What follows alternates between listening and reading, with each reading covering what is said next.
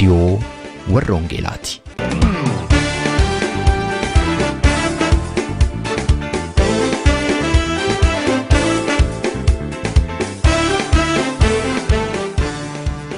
रेडियोon warra wangeelaa tokkummaa waldooti Oromoo warra wangeelaa Awurooppaatiin qophaa'e torbanitti si'a tokko dhaggeeffattoota biyyootii gaanfa Afrikaaf naannoo isaatiif akka lakkoobsa sa'aatii Itoophiyaatti galgala sa'aatii 12 hamma sa'aatii 12:00tti dambalii gabaabaa kiilooheerzii 15,515 yookaanis meetir baandii 19 irratti kan isin qaqqabu Tamsaasa wangeelaati. Kun reediyoo warra wangeelaati. Harka fuunee attam jirtu jaallatamtootaaf kabajamtoota dhaggeeffattoota keenya reediyoon warra wangeelaa sagantaa ishee guyyaa har'aa qabatte kunoo dhiyaatteetti. Sagantaa keenya dhaggeeffachuudhaaf iddoo garagaraa teessanii reediyoo keessan yookaan intarneeta keessan yookaanis immoo bilbila keessan banattanii nu eegaa kan jirtan maraaf nagaan waaqayyoo isiniif haa ta'u jedha qopheessaa reediyoo kana ana Robsan Makooti. Sagantaa keenya har'aa keessatti isiniif dhiyeessuuf kan nuun filanne dhuga-baiinsa obboleettii keenyaa Dasii Shubaa kutaa xumuraati. Akkuma baay'een keessan yaadattan dhuga-baiinsa obboleettii keenyaa Dasii walittaansuudhaan isinii dhiyeessaa eega turree booda sababa sagantaatiif sagantaalee garagaraa gidduu galchuun keenya ni yaadatama. Akkuma hundumti keessan yaadattan Dasiin biyya Arabaa keessa kan jiraattu si'a ta'u bu'aa bayii jireenyaa keessatti waan ishee rage waaqayyo akkamittiin ishee gargaaree keessa akka ishee dabarse dhugaa nu baati. Dhuga-baiinsa obboleettii keenyaa Dasii Shubaa biyya Kuweetii kutaa isa xumuraa haadha dhaggeeffattu faarfannaa kanaan itti ceena. Atu dubbannu torbee dhuftu ayyaana dhaloota gooftaa keenya Yesuus Kiristoos sababa gochuudhaan sagantaa addaa qabannee isinii dhiyaanna. Egaa sagantaa keenya wajjin yeroo eebbaa qabaadhaa kan isiniin jedhu ammallee qopheessaa keessan Robsan Makooti faarfannaa addisuu ganaan gara dhuga-baiinsa obboleettii keenyaatti ceena. Seenaan kee mudaa hin qabu dheeraa dheeraa dawwaan kee eessaa kaasuu eessaa jalqabu madaalli dhabeen gochaan kee. Seenaan kee mudaa hin qabu dheeraa dheeraa dawwaan kee eessaa kaasuu eessaa jalqabu madaalli dhabeen gochaan kee. Kana akka keetiin argaadwanii kophaadha kan kee sirriittan argeessi beeka maleenyummaa kee. Kana akka keetiin argaadwanii kophaadha kan kee sirriittan argeessi beeka maleenyummaa kee.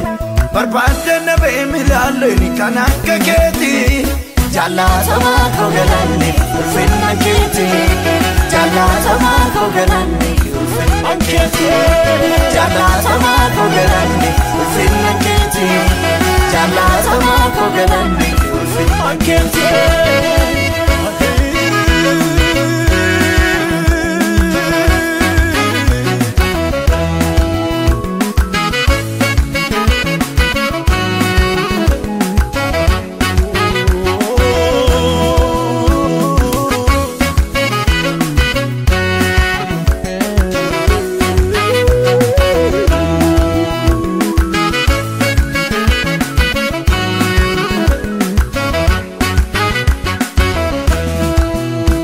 Wanti kun anaaf faraadha jiruuti anaaf hojjette qilleensa tonaaf karaadha irruu korretti dubbatte.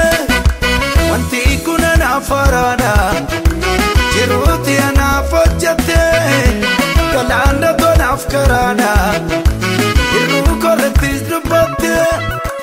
Kana akka keetti naaf ta'u ani barbaadde namee garaa kee tolgaaleen fayyadu kunoo isa jabee. Kana akka keetti naaf ta'u ani barbaadde namee mana kee tolgaaleen fayyadu kunoo isa jabee. Barbaadde namee milaallooni kan akka keetti jaallatamaa koo galanni ulfinna keetii jaallatamaa koo galanni ulfinna keetii jaallatamaa koo galanni ulfinna keetii jaallatamaa koo galanni ulfinna keetii. Run jireenya koo lafa kanarratti qorumsaan dabartee yaa Waaqayyo jedheen boo'icha guddaan boo'a ture. Haa ta'u iyyuu malee boo'icha iyya namaa inni dhaga'u Kiristoos Yesuus iyya namaa garaan jabaatee inni hin dabarre Kiristoos gara koo goree na gargaaree.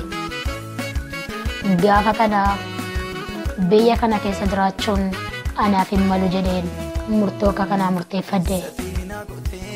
Gooftaa carraan biyya kana keessa jiraachuu anaaf egaa na ga'e. Lafa kanarratti umurii koo ijoollummaatiin qorumsa gurguddaa argeera. Egaa mee falanaaf fali jedheen Waaqayyoon kadhadha. Waaqayyos mana waldaa dhaqee guyyaa tokko otoo natti hin dubbatiin barri mana Waaqayyoo keessaa guyyaa tokko baay'ee hin beeku. Guyyaa tokkollee barri mana Waaqayyoo keessaa guyyaan ani itti ba'u tokkollee hin jiru. Waaqayyoo gaaf tokko sagalee isaa otoo na ergee bakka haadhaa bu'ee bakka abbaa bu'ee otoo nan jajjabeessiin na biraan darbu. Haa ta'u iyyuu malee gaaf tokko akka kana naan jedhe Dasii naan jedhe funyoon safara kee iddoo fagootti siif darbatameera. Funyoon safara kee iddoo gaarii siif bu'eera dhala koo naan jedhe. Wantoota haaraan balbaloota haaraan fuula kee duratti banaa. Balbalootaan siif banu kana keessatti immoo obsa qabaadhu nama keessa darbu ta'ee dhala koo naan jedhe. Eshikaaya Waaqayyoo jedheen Waaqayyoon kadhachuutti ka'e.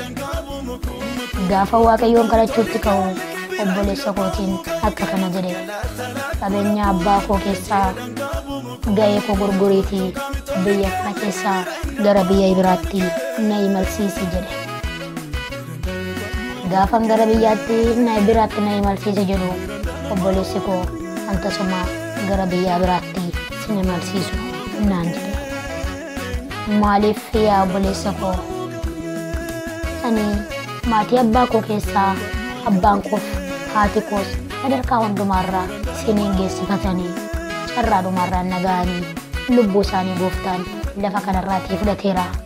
Maaliif kun ta'a jennaan. Eeshikaa edda ta'e immoo deeminaan jedhe. Eeshi jedheen nan eegale. Gaafan eegaluutti ka'uu jalqabee ammallee paaspoortiin koo viizaan koo dafeenaaf deebi'uu dide. Dafeenaaf deebi'uu diduurraan ammas illee obsa koon fixe. Jalqabi jettee na jalqabsiiste balbala guddaan siif bananaan jettee balbalichoo natti cufamee argame akkaman godha yaa Waaqayyoo jedhee Waaqayyoon kadhadha. Gaaf tokko murtoodhumaa murteessee tananii gara waldaatti malee. Murtoodhumaa murteessee gaafan gara waldaatti malu guyyaan gaafa sanas konfereensii hafuuraa guddaatu waldaa keenya keessa jira. Tajaajiltootaaf kamisa galgalaa itti eegalamee bula. Miseensota waldaa muluuf guyyaa jimaataatti kaasee hanga sanbataa xiqqaatti jira.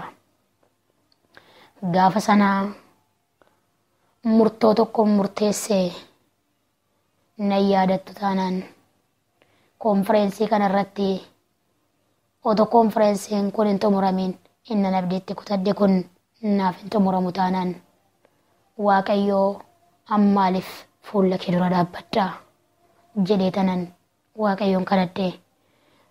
Namni haala laalee abdii kutachuu danda'a. Namni haala qilleensaa laalee abdii kutachuu danda'a. Gaafa sanas calluma jedhee dhiisee sagantaa sanarrattis yeroo murtooftuutu si hafee dhala koo obsa qabaadhu kan naan jedhu sagaleetu naaf dhufe. Ammas nan taa'e hin tutture na jalaa. Gaaf tokko garuu seexanni asaa sanatti asaaste kakuu koo karaatti hambisuudhaaf. Lubbuu kee lafa kanarraatii balleessii naan jetteetu natti asaasti. Lakkii lubbuu koo lafarraa kanarraatii balleessuun anaaf hin malu kakuu gurguddaatu narra jira ture yadiinaa karaa koorraan jedhe. Tajaajiltootatu hadaarii bulmaatii qaba. Gaafa kana kamisa galgalaa jimaata galgalaa hadaarii bulmaatii qabna. Qidaamee ganama immoo shaakala qabna. Sanbata guddaa konfireensii guyyaa galateeffannaa nama dhuunfaa ta'etu waldaa keenya keessatti qopheesse. Achirratti kwaariin keenya akka tajaajilaniif waldaan ajaja baasteefi. Gaafa kana achi otoo shaakalaa jiru obboleessi koo gara waldaa dhufe. Maal jennaan, har'a galgalaa Finfinnee galtee buluu qabda, barraraan kee sanbata halkanidha jedhee daldalaan keenaaf daawwalee naan jedhe. Gaafa kanarraanii achii bahee nani malee tajaajiltoota waldaa koo keessatti hunduma isaaniitti nagaadhaame gara magaalaa keenyaatti nani malee jechuudha. Gara magaalaatti kan nani maleef mataa koo hojjechiifadhee gara Finfinneetti achas imaluudhaaf jecha. Gaafa kana achi ibsaan akka carraa badee dhiisee sanan nani malee gara Finfinneetti. Achi gara Finfinneetti gaafa nas imalu ammallee sanbata galgala miti, hojjo duree galgaladha barraraa ishee naan jedhani. Achi taa'ee Waaqayyoo jedhe, macaafa qulqulluu kana tasumaatii qabattee hin deeminii naan jedhani. Macaafa qulqulluu kana tasumaatii qabattee hin deeminii naan jedhani. Lakkii macaafittii qulqulluun kun na wajjiniin daka baay'ee na ceesifte, na wajjiniin laga baay'ee na dabarsite. Kana otoon du'e lafa kaayeen deemu kana fenattaafu malee jedheni. Aramni macaafa qulqulluu fuutee namarraa gubdii, kanaaf isaan hin jaallatanii fuuteen malee naan jedhani. Gaafa kana fenattaafu kana lafan kaataanaan balbala mana Waaqayyootti gatame kosii mana Waaqayyoo keessaa xaragaa hojii Waaqayyoo hojjedha malee macaafa qulqulluu koo lafa kaayee na deemu jedheni. Tasuma deemuu hin dandeessu naan jedhe daldalaan koo. Haafu wanti hafe natti haafu malee macaafa qulqulluu koo lafa kaayee hin imaluun jedhe. Gaafa macaafa qulqulluu koo lafa kaayee hin imalu naan jedhanii gaafa kana isaan gadi ba'aniitu obboleessa koo wajjin maree gaggeessanii akkam gochuutu nuuf wayyaa jedhanii gaafa isaan maree gaggeessanii isaa booddee macaafa qulqulluu koo fuudheen gurdee wayiin uffadhaa ishee keessan gassuuqqadde. Gaafan ishee keessa gassuuqqaddu otoon deemaa jiru bakka dhiiseera jaantaa koo keessan kaa'e jedheen deebisee isaan waame. Ani garuu gurdiin uffadhaa ishee keessan gassuuqqadde. Gaafa kanaa halkan sa'aatii 3:00dha. Otoo taaskee qabannee adeemuudhaaf kaanu macaafni qulqulluun gurdii ani keessa kaawwadhe keessaa lafa na jalaa buute. Gaafa kana obboleessi koo gadda guddaa natti gaddee bakka ani daldalaan suni nama gooftaa qabu miti, ortodoksiidha. Ani nama macaafa qulqulluu qabatee biyya alaa bahee nagarree agubatu malee hin deebsisu jedhe. Gaafa kana achi keessaa namni tokko akka kana jedhe, yoo gubanis wajjiniin ishee wajjin deemtee achitti gubatu dhiisaa fudhattee adeemtu jedhe. Gaafa kana akka kanan jedhe, inni na harka jiru hin gubatu, isa rakkina keessa jiru yoo rakkina keessaa isa baasudha. Na harkaas macaafni qulqulluu koo hin gubatu, yoon gubadhes macaafa qulqulluu koo wajjin hin gubadhaa malee tasumaanii macaafa qulqulluu koo lafa kaayee imaluun anaaf hin ta'u jedhe. Macaafa qulqulluu koo qabaddeen gara biyya kanaatti achasii malee. Gaafa macaafa qulqulluu koo qabaddee gara akka achasiitti asii maluu dhufee biyya kana keessa ga'ee eddan ji'a 3 fixee ani halkan macaafa qulqulluu koo garatti baasee dubbisuun qabu deegaa biyya ormaatii nama hindii wayi tokkotu mana sana keessa jira. Isheenis musliima. Macaafa qulqulluu koo garatti fuudhuun nabee. Gaafa kana halkan baaseen laphee korra kaawwadhee bulaa akkatti ibsaa qabsiisee ilaaluun qabu. Wangeela koo na wajjin dangaa baatee dhufte, na wajjin dangaa qaxxaamurtee dhufte. Ammallee ija koo anaaf banikaa. Akkan ittiin si argee biyya kana keessatti dhaabbadhee hojii kee hojjettuuf ija koo banikaa. Ija koo naa bantee danga baay'ee na dabarsitee asiin na geessetta. Ukkamamtee na harkatti haftaa laata jedhee tanan boo'icha guddaan bu'aa. Otoon akka kana jedhu ji'a 6 fixee gaaf tokko dubartittiin ani wajjin hojjedhu macaafa qulqulluu koo sana agartee hojjechiiftuu na hojjechiiftutti himte. Gaafa kana macaafni qulqulluun koo akkana jalaa fuudhanii otoo ani hin argin akkana jalaa fuudhanii dhoksan taasisanii. Macaafa qulqulluu koo akka argan fuudhanii dhoksan akka taasisanii waan hin godhun beeku yeroo sana afaan illee hin beeku. Ayee wangeela koo na wajjin daangaa baatee dhuftee as keessatti garuu akka hin gubanne Waaqayyoo jedhee Waaqayyoon kadhadhaa. Waaqaasi mana kana keessaa jedhee Waaqayyoon kadhadhaa. Isaa booddee akka kanan jedhee.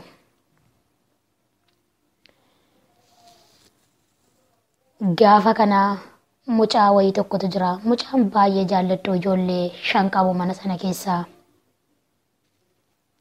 Sheeb jedhama maqaan isaa. Sheeb jennaani.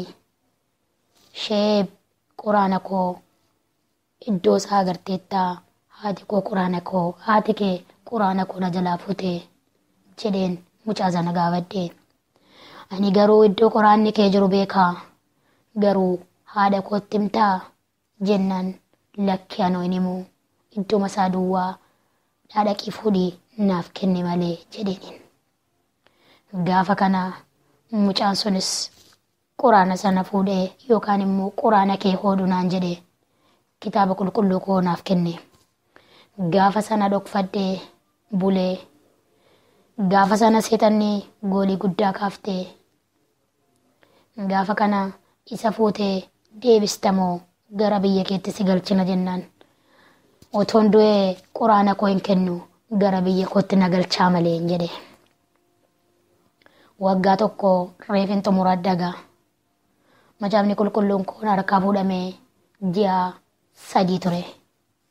Gara biyya kootti na galchaa malee tasumaanii quraana koo hin kennu jedheeniin. Tasuma quraana koo hin kennu gaafa ni jedhu dubartittiin ajaja baastee abbaa manaa isheetiin mucaa kana narraa deemsisii galchii ittiin jette.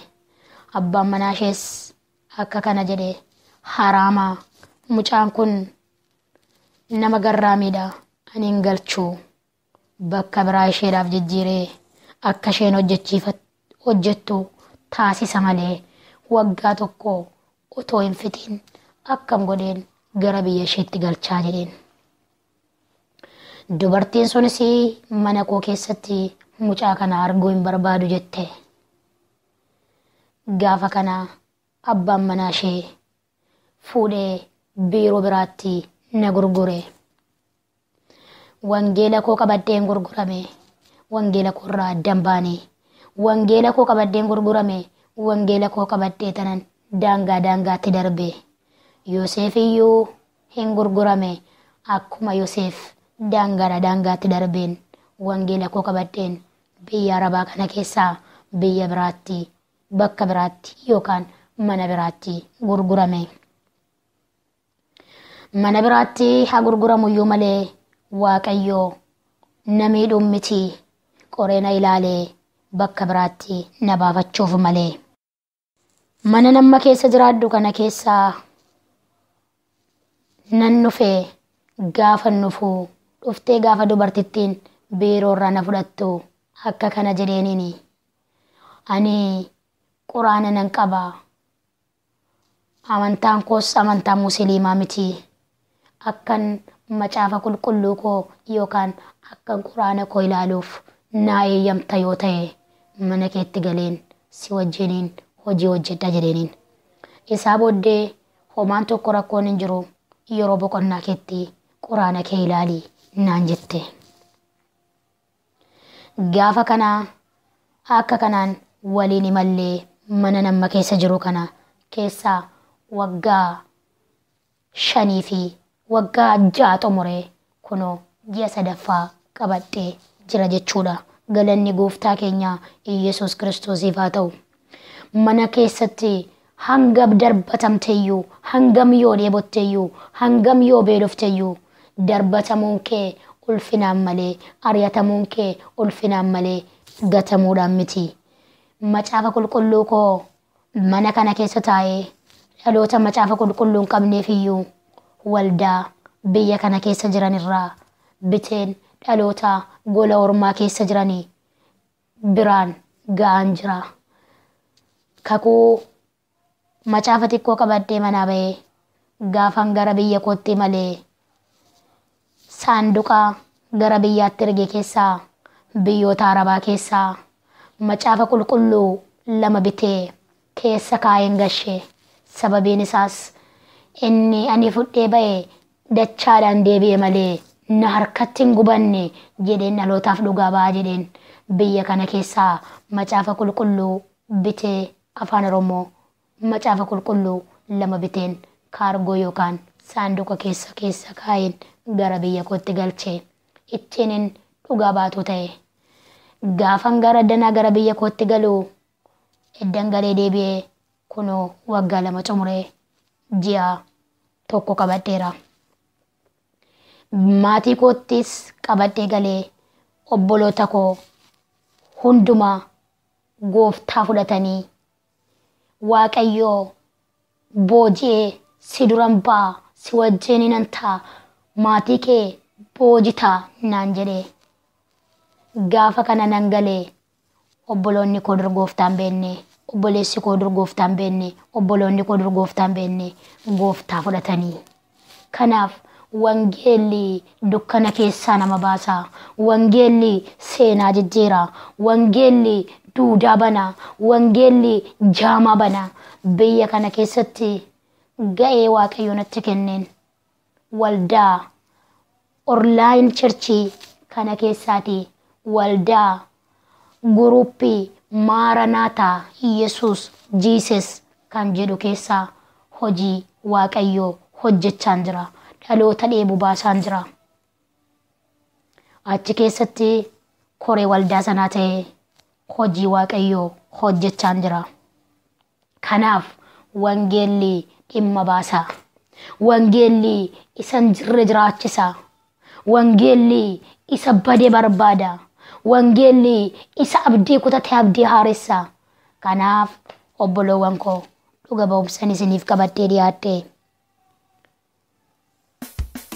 Kana fakkaata Waaqayyo gooftaan nama dhalootaaf dhugaa baatan, nama fuula Kiristoos dura dhaabbattanii dhugaa baatan wangeela keessan qabadhaa.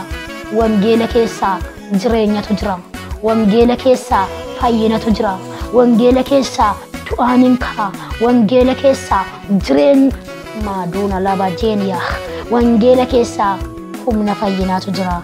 Kanaaf obboloowwan koo wangeelli daangaa nama dabarsa. Wangeelli lafatiin qaxxaamurtu jedhe si dabarsa. Kanaaf wangeelatti illeeyya'u. Wangeelatti illeeyya'ina. Raajii caalu wangeela keenyadha. Wangeela qabattanii warroonni dhuftanii garatti dubbattan nabdanii afaan keessan hiiktanii hojii Waaqayyoo akka hojjettaniif Waaqayyoo haala isiniif haa mijeessu isiniin jedha. Dhuga ba'umsa koo asuma irrattan xumura. Ayyaanni Waaqayyoo isiniif haa baay'atu. Shalom. Kekeetiin argadhani kofaadha kan kee siriitan argeessi beeka maleenyummaa kee barbaadde na beemi laalleeni kan akka keetii jaallatamaa koo galanni ulfinna keetii jaallatamaa koo galanni ulfinna keeti jaalatamaa koo galanni ulfinna keeti jaalatamaa koo galanni ulfinna keeti.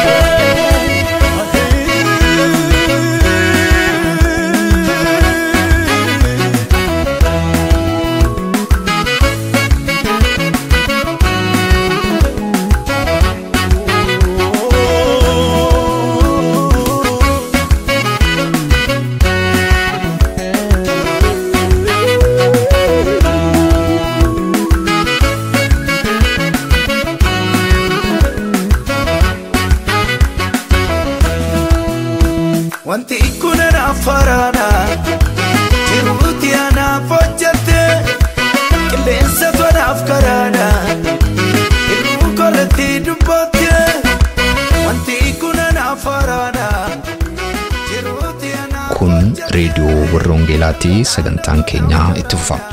Meetir baandii 19 yookaan immoo kiiloo heerzii 15,515 irratti galgala sa'aatii 12 amma sa'aatii 12:00 kan isinii darbu tamsaasa kana YouTube irratti, SoundCloud irratti, karaa Facebook akkasumas immoo karaa websaayitii keenyaa hordofuu dandeessu.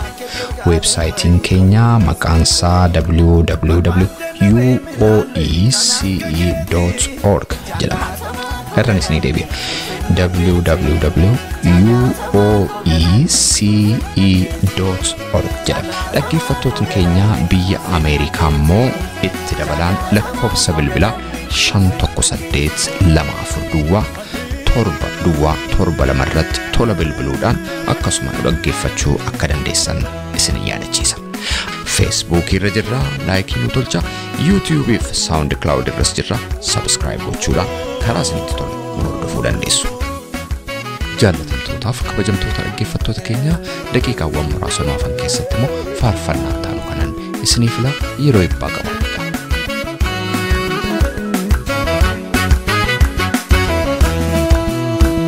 Isatina gootee himeeffitu miisana beekaa faala bal'itu lubbu koo citee taaduu warraan siifan kennaa midhoosa gararraa. Isatina gootee himeeffitu miisana beekaa faala bal'itu lubbu koo citee taaduu warraan siifa ta'uu midhoonni gararraa. Akkasin daganee tasirree karaa kee dhaabatee abdiin koo jigee iyya kootiif guutee sirriitu tulluun galaata keessu na mul'atu. Akkasin daganee tasirree karaa kee dhaabatee abdiin koo jigee iyya kootiif guutee sirriitu tulluun galaata keessu na mul'atu. Galaata lakkulaku kan jedhan qabu muku na tuttu gamtolike. Birander bamu karke galata nakulaku jedhan qabu muku tuttu gami tolike birander bamu karke galata nakulaku jedhan qabu muku tuttu gami tolike birander bamu karke galata nakulaku jedhan qabu muku tuttu gami tolike birander bamu karke galata nakulaku jedhan qabu muku tuttu gami tolike birander bamu karke galata nakulaku jedhan qabu muku tuttu gami tolike birander bamu karke.